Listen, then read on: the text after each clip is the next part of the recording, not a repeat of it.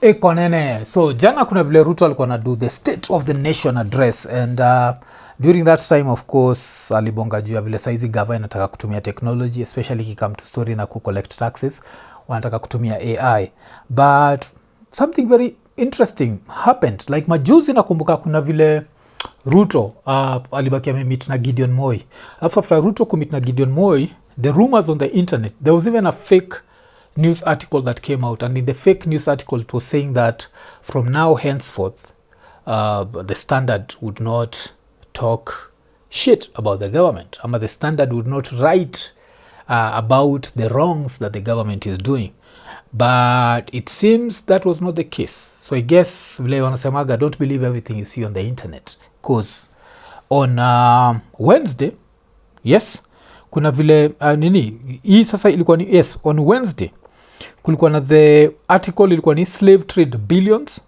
yes and on Thursday sasa leo asubuhi the headline ni real state of the nation wacha tuanze na hii ya Thursday so real state of the nation sikakuwa ni Kenyans have spoken they do not need another ritual of promises they need a state of the nation that starts where life is actually lived in the insecurity the hunger the shattered services and the daily grind of 13 million households until leaders speak to that honest painful baseline every grand vision remains just another speech drifting above a struggling nation and going by past rhetoric it could be another session of oratory full of sound and fury signifying nothing then wakabaki wamecheki what matters then hapo kuna public finances people worry that the fiscal consolidation means more taxes higher service fees and new levies the central question is whether more financial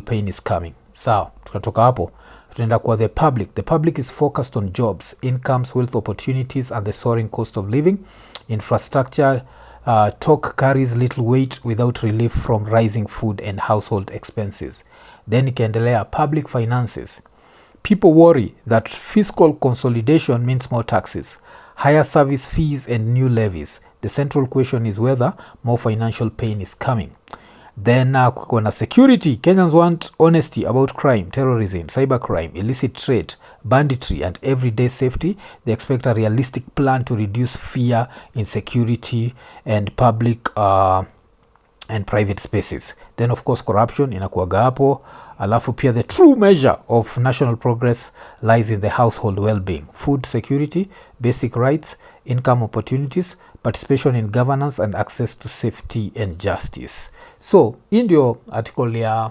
leo but sasa nataka to go back to jana cause jana even my DVD was like I have to react to this so jana the headline ilikuwa ni slave trade billions alafu ikakuwa Kenya's labor migration boom has morphed into a political goldmine.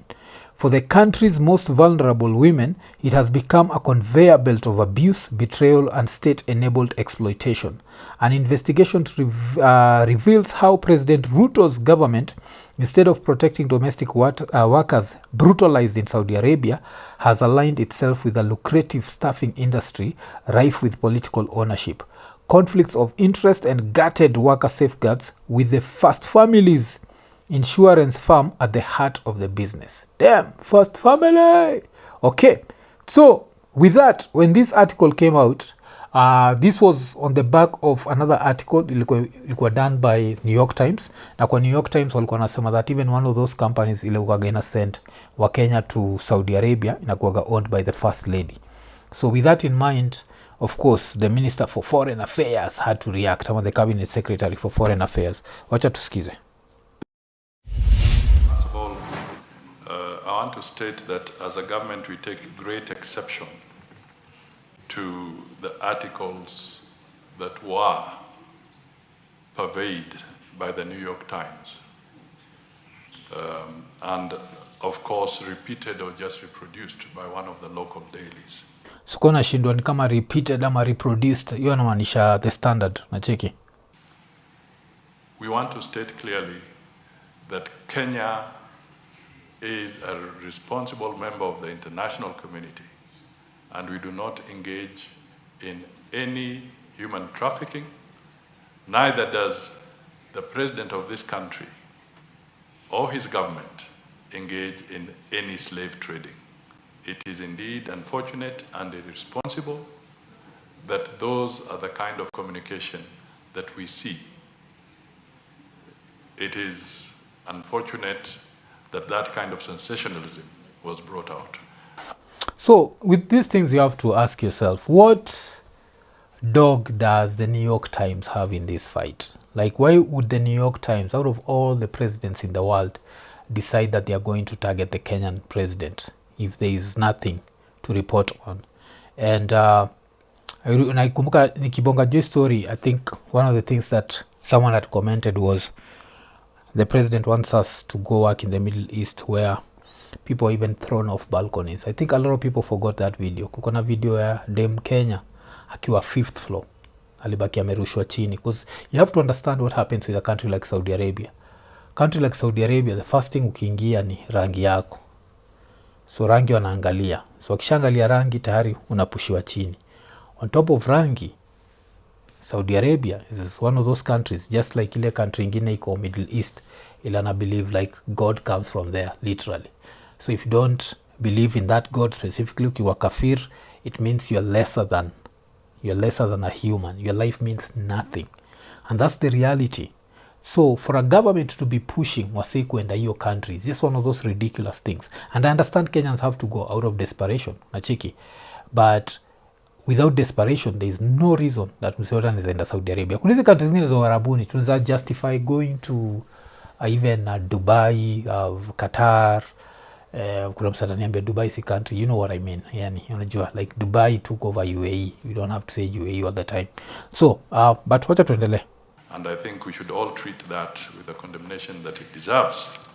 And clearly there are some defamatory issues that are raised in these articles. And that will be a matter for a different aspect. Now, let me come to the specific issues. So hapa vila nabonga juu defamatory, it would be interesting. Where do you want to sue the New York Times? Do you want to sue the New York Times in New York? Or do you want to sue the Standard and like put some form of threat kwao? Like, what do you want to do? I raised. First of all, the data we have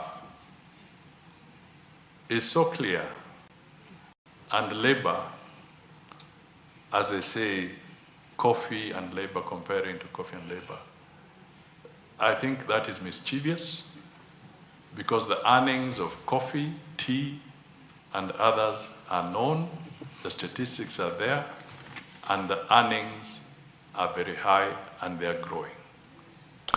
This is contradicting the president. The president earlier this week said that Kenya's greatest export is not coffee. He specifically said it's not coffee.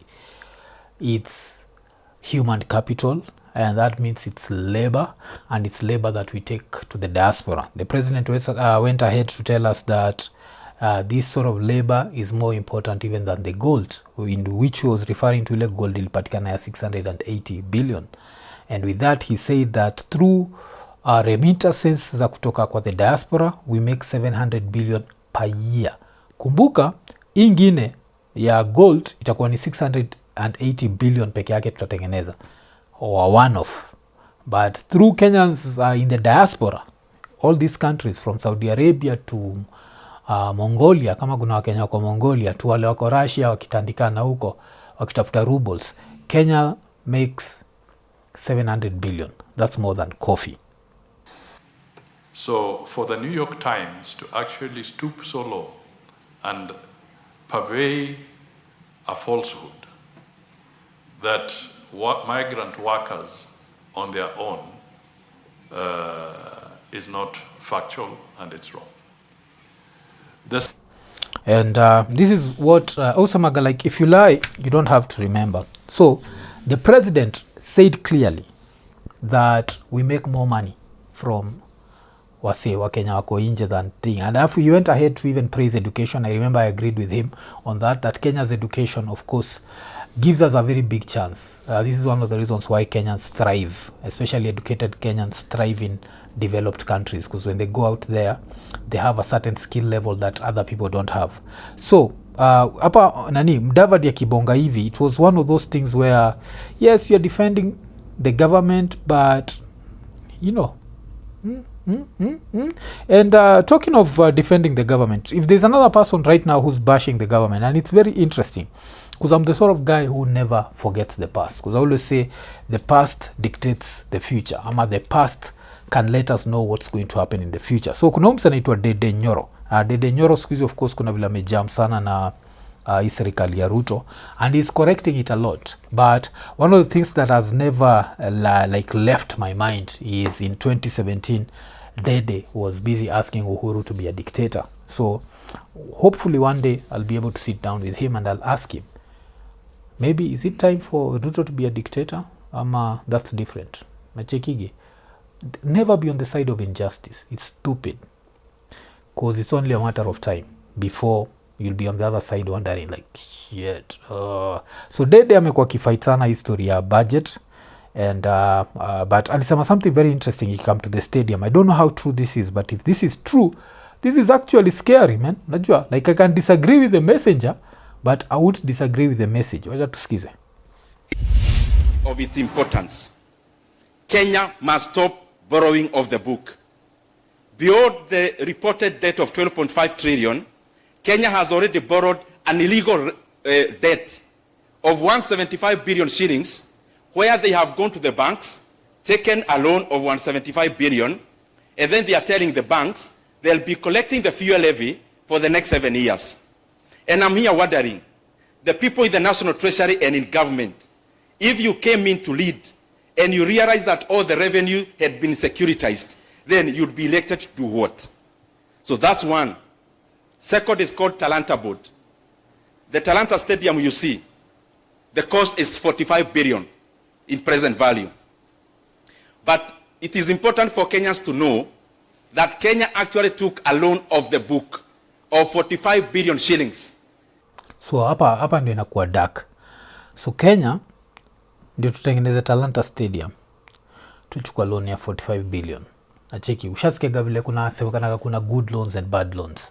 So a good loan is a loan that when you take, you can repay it and still benefit from the whole thing. A bad loan is where the one that you take and all that you do is lose. Let's hear how much we are supposed to pay. So the loan tulichukua ni 45 billion. That's for Talanta Stadium. But how much are we supposed to pay back? And do you know what? Now we'll be servicing that debt using sports fund. Every month, 500 million shillings. In 15 years, a debt of 45 billion shillings, Kenya will pay an interest rate of 100 billion Kenya shillings. Damn, okay. So this is what I don't understand. Does it mean that already we've paid the 45 billion? Are we going to pay the 45 billion and then pay an extra interest rate here, half, is it $500 million every month? Because the reason why I'm asking that is if we take $500 million every month and we multiply that by 12 months, we get 6 billion. If we take the 6 billion, we multiply by 15 years, we get 90 billion. So I don't know where the 100 billion is coming from, but I'm sure Umsei akisema hivi, he didn't make a mistake, because he must have sat down and looked at the math. Because when if we are paying 90 billion, it would mean that Nini wanna make a profit of 100%, which is still a lot of money. But it would be interesting to know. And as I keep saying, I'll look for him and see if I can get clearer answers. And therefore, the cost of the Talanta Stadium in Nairobi, the one you see on Gong Road, is not 45 billion. It is the most expensive stadium in the world. And this statement is actually true. Niko na cheki like how much Emirates Stadium ya Arsenal, it's one of the best stadiums in the world. Inasemekanaga it cost £500 million. Like in present money, comes to around £500 million. Alafu hii Talanta, which I know can't hold shit to the Emirates Stadium, itakuwa imecost 145 billion, which would be like close to 800 or 900 billion pounds. That's ridiculous. It will be 145 billion in the next 15 years. So I've been requesting the people who are dealing with our debt, No one anakuzuia kukopa. But please let us maintain, as we have done in the past, only one book of debt. And this issue, again, was just discovered in Kenya last year. Actually this year, 2025, since independence, we have never done securitization. We have never done those kind of boards.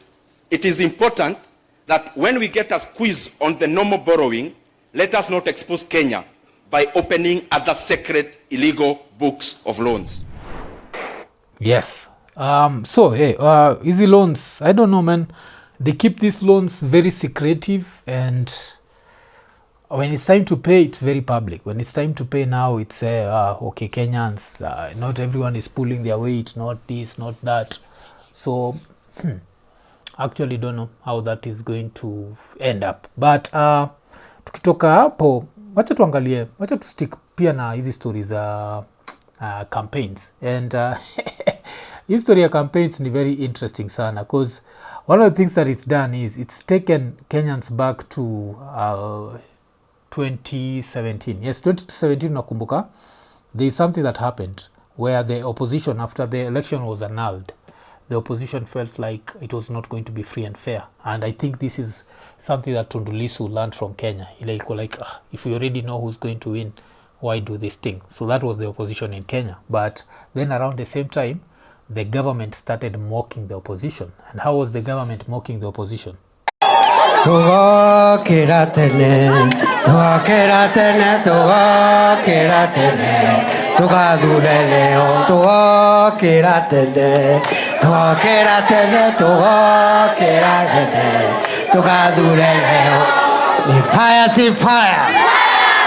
Of course, your fire si fire haikuwa. Noma si noma. Inoma si noma.